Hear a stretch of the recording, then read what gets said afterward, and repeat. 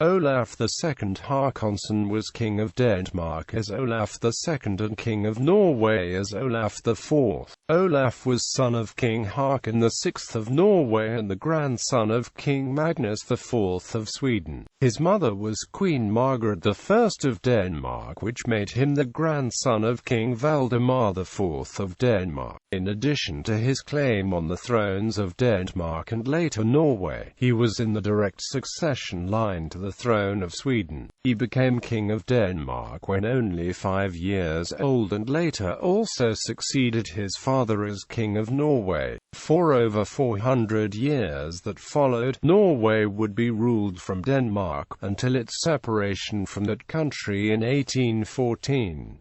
Biography. When his grandfather Valdemar IV of Denmark died, Olaf was just 5 years old. He was proclaimed King of Denmark by Danhof in Slagelse the following year. His mother, Queen Margaret, was to serve as regent due to his young age. His proclamation included the title, True Heir of Sweden, added at his mother's insistence since his grandfather had been King of Sweden until forced to abdicate. Olaf was hailed as king in Scania, including the towns controlled by the Hanseatic League since the Treaty of Stralsund in 1370.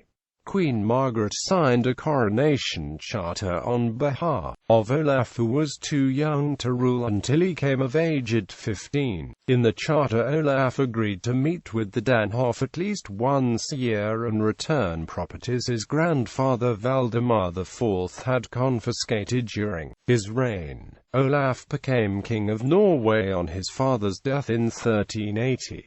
Even when Olaf reached his majority in 1385, his mother ruled through him. With his ascent to the Norwegian throne, Denmark and Norway were thus united in a personal union ruled from Denmark. Denmark and Norway would have the same king, with the exception of short interregnums, until Norway's independence in 1814. Despite all the hope Margaret and the peoples of Denmark, Norway, and Sweden had for Olaf's future, they were never realized. He died unexpectedly in August 1387 at age 16. He was buried at Sorrow Abbey on the Danish island of Zealand, where also his grandfather and, later, mother was buried. Rumors immediately arose that Olaf had been poisoned, which gave rise to many years later to the story of False Olaf. Following his death at Falsterbo, Olaf's mother was proclaimed all-powerful lady and mistress and the Kingdom of Denmark's regent. Denmark had at the time no provision that enabled a woman to rule in her own right. The next year Norway proclaimed her Norway's reigning queen. After the defeat and overthrow of King Albert in 1389, she was proclaimed all-powerful Lady of Sweden. On the 13th of June 1397, she was able to unite the 3 Scandinavian kingdoms in a personal union under one crown for her successor Eric of Pomerania by the Kalmar Union. After Olaf, no Norwegian king was to be born on Norwegian soil for more than 550 years, until Prince Harald was born in 1937. Olaf's death was also the end of the male line of the Bjälbo dynasty in Sweden. The false King Olaf. Prussian historian Johan van Antwerpen reported that in 1402 a poor sick man came to the country and stayed near the village of Grudsiads. A group of merchants from Denmark asked him if he was not well known in Denmark, since he looked very much like the late King Olaf. The merchants left to find another who had seen the king and returned with him. When the newcomer saw the one they took for Olaf, he cried out, "My Lord King." Many people, especially in Norway, didn't believe that Olaf had died. They thought Queen Margaret had poisoned young Olaf to get him out of the way, so she could rule. According to the rumors, young Olaf hit himself and escaped.